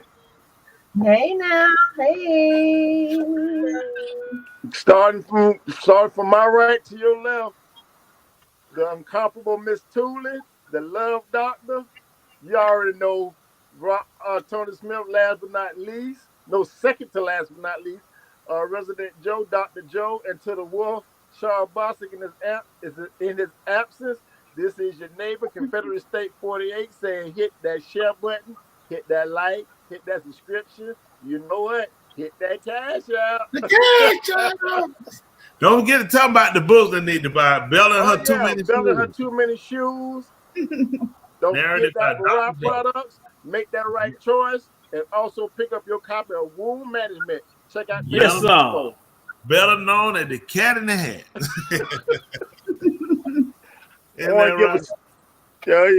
Want to give a shout out to Derek Lawson, Nephew E, all the artists over at Diamond Records and the Winning Team. Y'all need to check that documentary out. Yeah, look at him. I don't know why Diamond Records trying to take. I have an alt with somebody. What is Jaheed? What is his rap name? Jay Rich. Jay Rich, that's right. Jay Rich has went and undercover signed a contract with Diamond Records. What? When he had a contract with us, listen, to do 5 songs. Jaheed is going to prison. I just showcased this joker last week. Listen, this joker here done went, and it didn't come. He didn't even tell us. him and Diamond Records had an argument.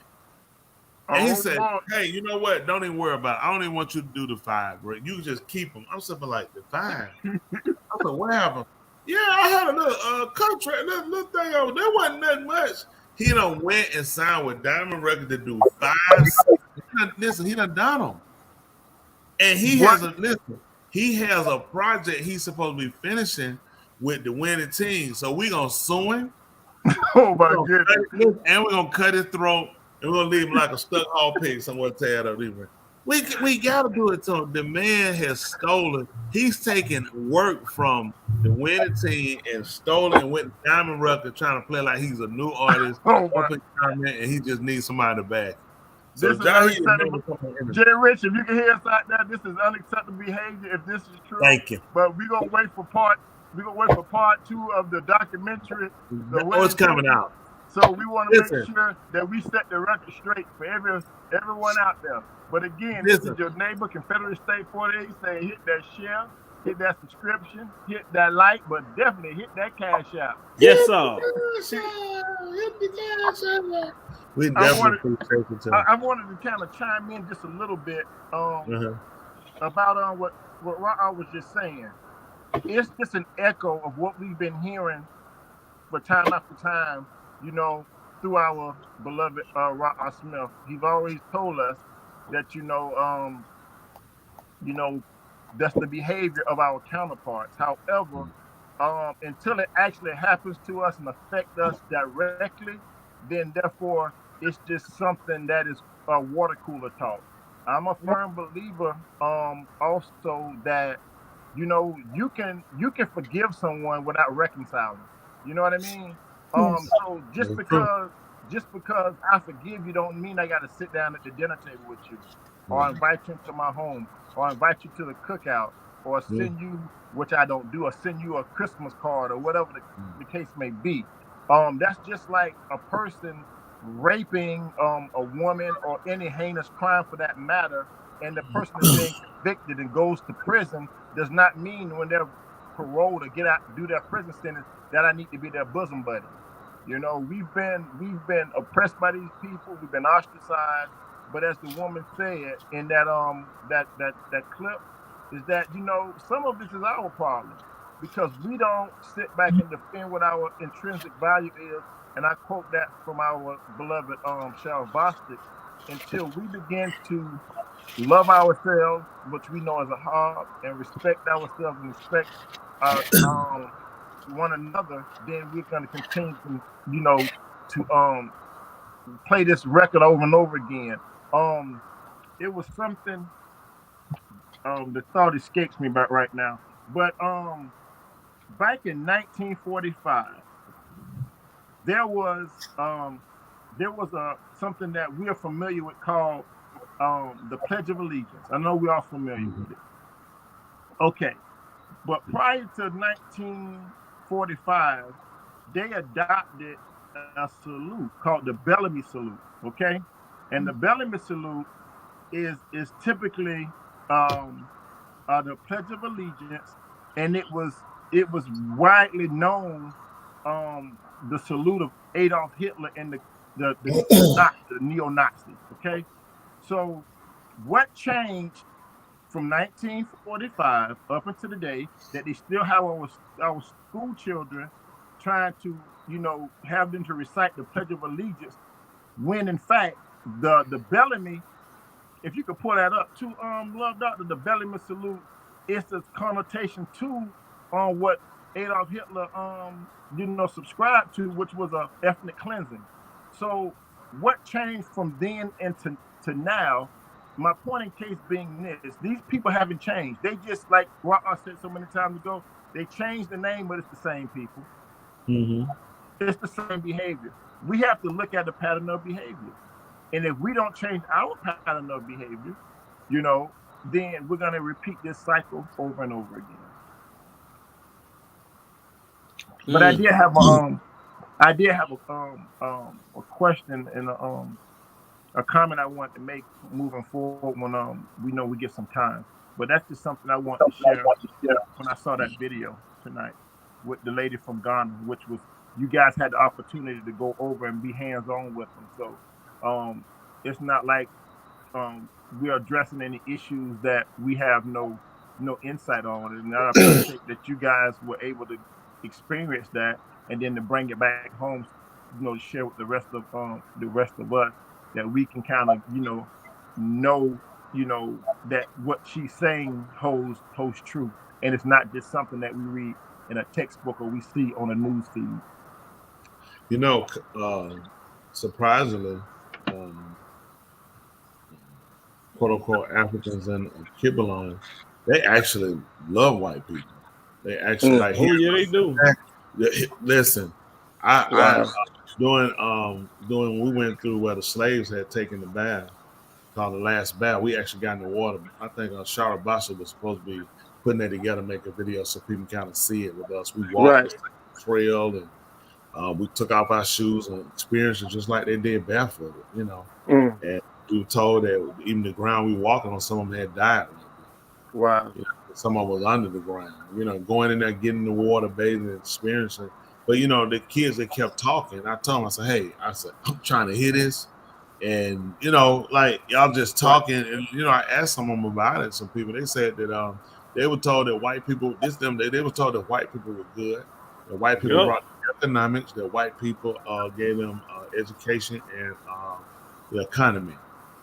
I was like, wow. I mean, I like going through the whole thing. We went into the buildings. I mean, it just takes so much of your heart, man. I'm going in the women's side. Listen, the ground is so hard, and it's their skin, their blood, their defecate. It's as hard as concrete. Wow. 1,000 people, men stacked in here, and they died, vomiting on each other. And this is where they died. This is the last place. So going through every set of women, watching what the women who refused to have sex with them, they will put them and starve them. It was a hole in the ground. So they had their menstrual, everything. They had a room, they had them piled in. And only bathed, they had made, and they put this thing in the well. When the water rained out, on the street it comes down like a flood on them. And that was their way of washing them. So they're menstrual, the whole nine, they vomit, food, dead people in here. That's where they put them. So it's like, wow. And it's like, what did they tell you? And they basically have told them that we were lazy, we were fortunate, and I guess we don't. It's like, wow. I had to tell, I said, no one understands our plight because we can never relate with a Kibalon, but the fact they've never experienced, they're not the children of. When you listen to history, it's like for us, it's like listen to white people. Right. My father was such and such, and his father was such and such, and his father was such, and his father was a king. And then such and such, and the kingdom came and murdered. My father was a slave. Mm-hmm. Now, father was a slave. Right. I am a slave. Right. I was captive, I was brought, I was dropped off, and I was given a last name to where they can trace ownership. But I can't trace it back to where I came from. Right. That's why you had your last name. What we don't, they know by your last name who owns you. It can be marriages happen, but it's all about making those names. Like you hear people say, boy, I tell people my name's Smith sometimes, last name Smith, they'll say, huh, or they say, oh, you mean Jones? Like Jones, because those are two common names. We'll tell you the Smith and the Jones own the largest amount of slaves. Brown. So a lot of these names, Brown, it's a lot of Brown. It's something they did. So they dominate by keeping themselves alive through our names. Because we keep caring for them. Correct. We need to root back, just like they're doing a Kibalon over in Ghana. Their middle name is always one of the days, what we call it a week, because every day of the week has a meaning. So their middle name, so they know the day they was born, and they know the behavior they said what was prescribed for that day. So they give them a character, they give them motivation, they give them something to strive for. Us, it's just try to stay alive. Right. Slow down, duck. Because it's going to be shooting gunfire. It's going to be police after you. Stay away from gangs. Get away from drugs. Drugs are trying to get you to drunk. I mean, death is all around us. Right. White men don't have to worry about that. You know what's interesting? This is kind of the question I want to ask Dr. Joe and Ms. Tooley as well as the rest of the panel. And I'm quite sure when I make this comment that we probably can identify with it, and I'm trying to make a point here. We've all driven in cars, correct? We've all perhaps bought brand new tires for our car, right? And we appreciate our vehicles, correct? So, should we be thankful for the cars that we have, the tires that we have? So my point in case being is, We do pay we for 'em. acknowledge and do we appreciate what Leopold did to acquire the rubber of our people, that they cut off the hands of our children, our ancestors' children, the mothers, the fathers, for us to have the luxury to ride on tires, you know what I mean? So our story runs a little deeper than what people actually look at. So of course, everything that we are exposed to, there's a story behind it, and it's off our backs. So, like I said, they say when is enough to us to get over it. So let's ask the question: if it happened to you, why won't you get over 9/11? Why won't you get over certain the Civil War? Why won't you get over these why won't you get over these milestones in your history? You want us to forget about things, which brings me to this question is, I want to talk tonight a little bit about grief. And see what happens is people don't grieve the way we do. Because when we sit back and look at our people destitute and without, you can get a white man off the street, you can go give him a haircut, you can put a couple dollars in his pocket, and he can run for public office. You can get a same man that looks sort of like us, put him in a suit, and can't even get a job. So, the advantages of them, and I'm not mad about that, but let's be real about it. There was a segment, in an article where a police officer was going around, instead of patrolling the area, he around taking white guys around getting haircuts.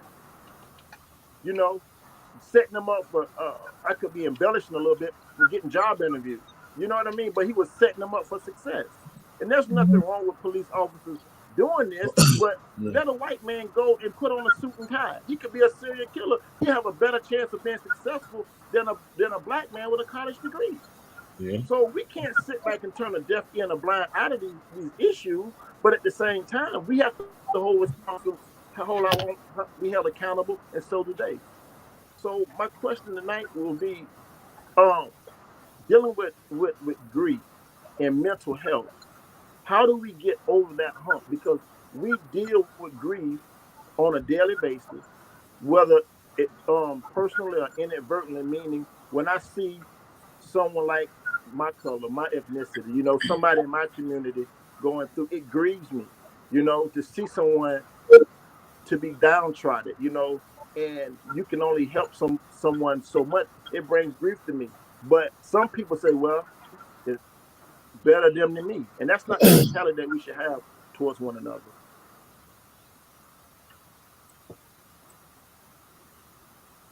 So I guess my question is, how does grief affect the Black and brown community in mental health? Because I'm grieved when I see things like that. Because Miss Tooley, she spoke to the ladies over in Ghana. I had an opportunity to look at the clip. It was, and I had a chance to speak to the school children, and I got a little snippet of the contributions you all made over in Ghana, and I knew you guys could not came back on U.S. soil and not felt a sense of grief, and you guys have to carry that. I tell you what, in all honesty, what I gathered was not like grief for them in that way. Right. What I saw was people that really needed a different line of information. I think Akibulon is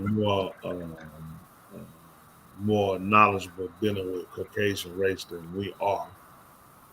They're not stupid, just like the young lady said. They know all of their goods and riches are leaving them through other nationalities, not by their own hands.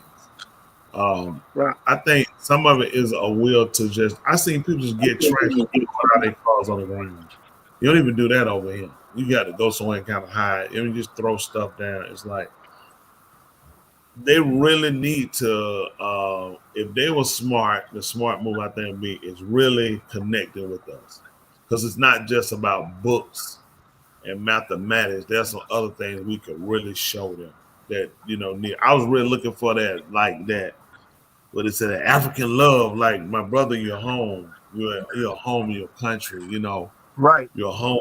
You know what I'm saying? You should stay. Look at this. Look at this. Is how Africa look. This is a different that you saw on television. But that's how it is. It's terrible. Some stuff I say is just terrible. You never see this in the U.S. It's immature. Right. And when people come over, and I think a lot of people have gone there and burned themselves out. Well, I'm gonna work to build it back up. You have to work with people that's minded to correct those situations. You can't, like you're saying, take the man, the police taking the person to go get a haircut. Again, we would look at it. He need to be doing something else. He is serving his community. Well, as a white man, if you get this man from a bad situation to a better situation, even though he's not a black or Asian, at least we got a productive man now going. We need to get more men, incited to do something. You can look at it. But it's bad, and you gotta want that help. You know what I'm saying? And I didn't get that from the people. And I got some people over. We have some people over there now, that's different, and they ain't the only people. But just what I kind of vibe and what you pick up from people. Nobody. Did you see that went on, like people saying like, "Welcome, my brother. Welcome. This is home. You're home." You saw that? Did you? Man, they were looking at us like, hey man, buy this, y'all rich. They were trying to sell us everything. They seen us like they finna come up on us. Oh yes. Yeah. It wasn't like what I was thinking. No, it was like my brother is, but it's when you heard brother sister, they will buy. If you ain't buying, that's that conversation over. So you like, wow. So everybody does this here. Everybody does this to us. And that's. And I guess that's the sense of grief. That's the sense of grief that I guess I experienced, because it's no military secret. It's not something taboo that we're being treated that way around the globe. I mean, whatever country our feet stand on, we're being I guess suppressed, like depressed, or we're. You know what I mean? And it's grievous because, like they say, you can put on the finest clothes, you can have the luxuries of life, but then when you're measured up to your counterpart, the Anglo-Saxon, then look again. Look what you are. The same way with the royal family. How they done the lady. Y'all remember we done a segment a while back about that. Say, what part of Africa did she come from? Mm-hmm. You remember we had that and talked about that? Like, when is it that, we can have the self-respect as being, people with some type of dignity, and not looked upon as though like we never measure up to them. And then when we get it from each other, like you said, it's only my brother, my sister when I'm buying something. But look, I mean, at some point, somebody forced that indoctrination upon them. I mean, they just didn't wake up one morning and just was like, I'm gonna, treat somebody that looks like me but have a different accent. True. You know what I mean? It's not like that just happened. They woke up and had that. I mean, that's like decades and generations of whitewashing. And I always use that term, legislative racism plays a major part in it. And that's right. It is legislative racism. That's right. That is not something that is just domestic. It's international. And again, I kind of want to touch on the grief part of it because, as you probably see in the backdrop, I have my Nigerian flag, and then I have my other flag of Cuba line and things of that nature. And some may, some may question, what the black, red, and green stands for. That's neither here nor there. But the fact remains is I feel a connection to that. And then when I see that people that I hold to a high regard, such as the panel of Two Minds in the Mic, and they've actually been to places that I've dreamed about, and then to see what their experience was. And I know that y'all went over to make a difference. It wasn't to go over there to showcase your lifestyle. It was to go over to make a difference. And it still brought back grief to me because what we expected, we did not receive. And it's not because of the people, you know, chose to be that way. They were programmed to be that way. We've been programmed against each other. Exactly. And people have been programmed. You know what I'm thinking about in school. In school, I learned, you know, you work hard, study, work hard, get out successful, you get a good job. The appetite in me said you had to create your own way. They give us limited sources of information. They give certain sources of information because certain people will go. They need people to go in the direction of you go to. You need to stay here and you achieve from here. You can keep getting people to go, but you got your debt selling in a sense. You know, you got other people like me. I got an appetite. My appetite is, you know, I had to keep moving. I had to keep going. I had to keep. You know, they found out the most deadliest animal in a Cuban lion was the shrew. He was small. Y'all ever seen the shrew? He's a constant. He's a shrew. A shrew. He's smaller than a rat. He's like a mouse with a longer mouth. He can devour bones and all. Listen, he constantly eat. He can go amphibian. He can go get a fish. Listen, this thing is like one of the most deadliest things in Africa. The shrew. This bad boy is like his appetite just he'll listen. He eats. And that's me. My appetite, I'm constantly on a devouring end because that's how you survive out here. It really, people don't get it. I'm being honest. You have to. You're either gonna be contained or you're gonna refuse to tame. And it's gonna display. And the religion has a lot to do with it because what you believe plays a part on how far you'll go. This is where your limits sit. That's why certain groups watch certain things. You know, control, contain. Certain things can't be contained. You start dealing with people that take a principle based that Elohim is uncontainable. You know what I'm saying? He's unmeasurable. You know what I'm saying? There's no end to his knowledge and information. Then you learn, he say, I made you for me. You like me. Right. Then how can I let them control me? How can I let them force me or fence me down? How can I let them limit me? You know what I'm saying? Yahuwah said, I do all these things. So if he made me an image, you know, we have to get to a more innovative mind to understand. You have to source your strength from your spirituality sense of calling. And I really look at that. I channel that sense to look. People can set deadline. I got people quit, people scared. Listen, I do it. People that know me will tell you, I do it. I'll push the line. I do it. Because there's no containment on him. I refuse to allow these people to contain me. And we have to be minded and teach our people that they've been contained. You can't afford for them to show us affection and understand us. And we have a connection because then we're going to unite and it's going to be a detriment to the whole world. You know, that don't mean we don't do it.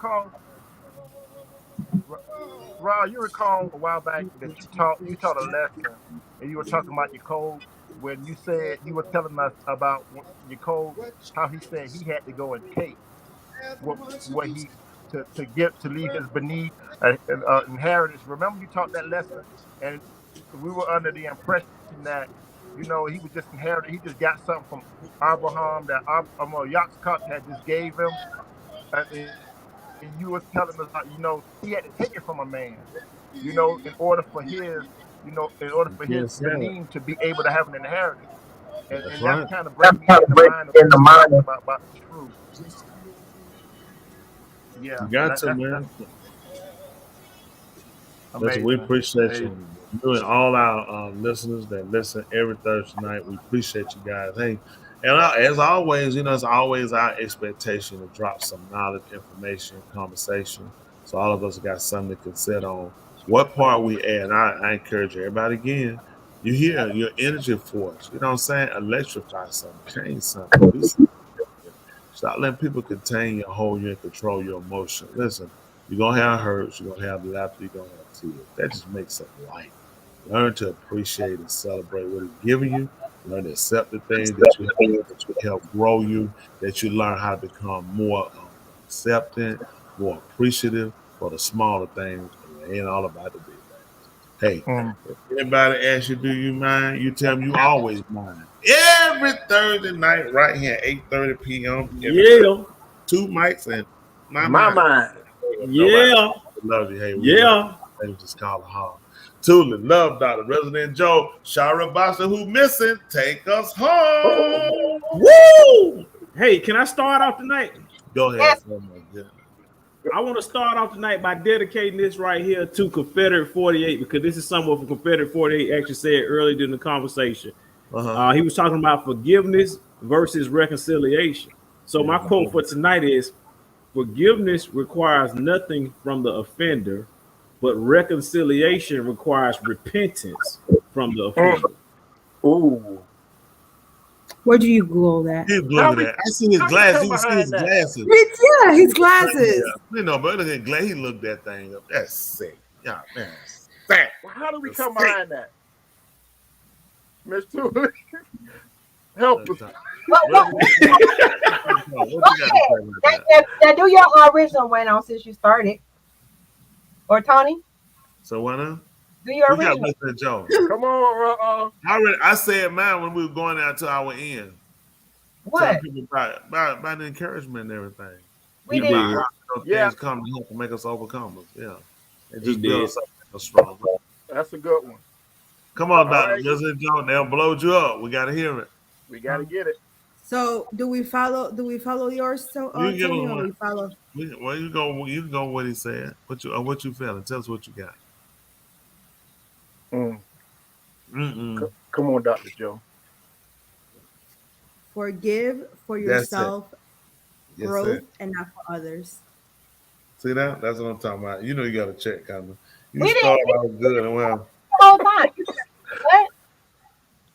Forgive for your own growth and not for others.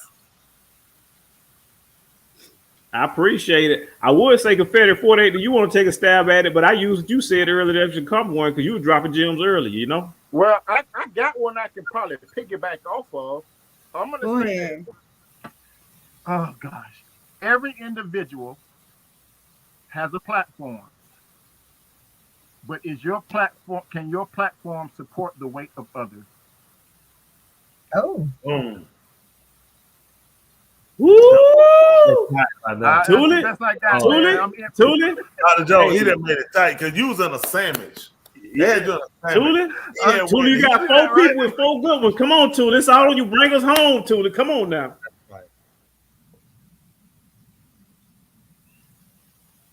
Okay. All right. Come on, I don't Tuli. I don't know what we ooh, something about.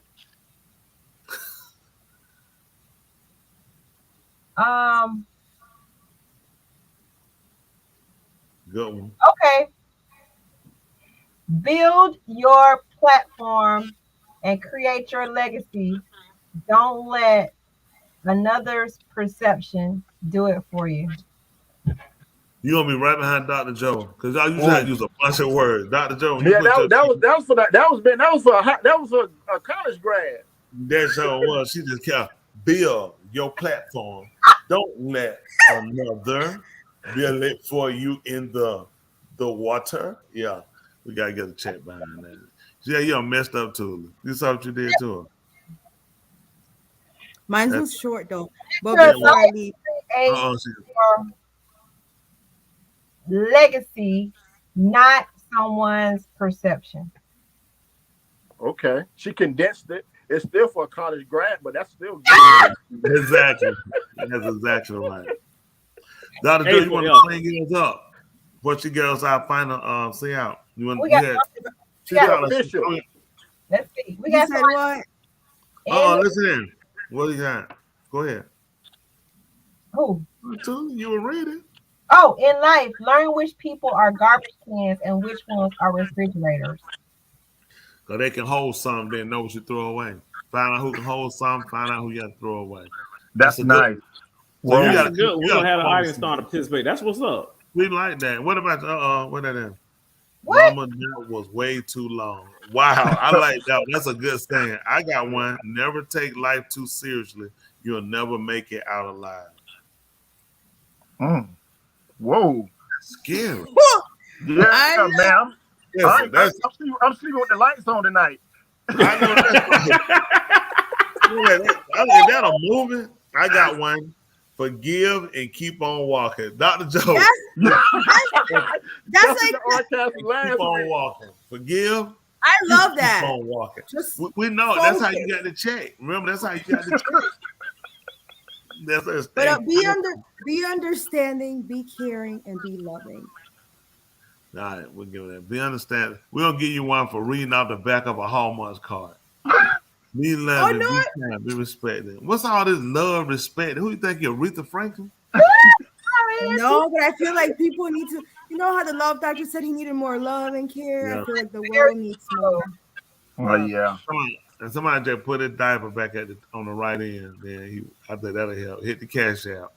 So Tudor, give us our going out present. Yeah. Children that aren't taught accountability for their actions grow up to become adults that think nothing they do is wrong. Facts. That's big facts. That's facts. That's it. That's true. Big facts. Right. Parents do that. Now, that's our official saying for the Great night. job, Tudor. That's the one. That's it. That's the one. You put that's the one you put an R with a circle around it. Yeah. Yeah, we appreciate it. Appreciate everybody. We'll hug y'all. Yeah. See you next Thursday. Yeah. We're about to jump out the ticket. Ladies and gentlemen, here it is, the most listened to radio show on the Ultimate power in the universe. Dr. Joe's therapy, the love got me going high on the radio. Mike's and the mind on the radio.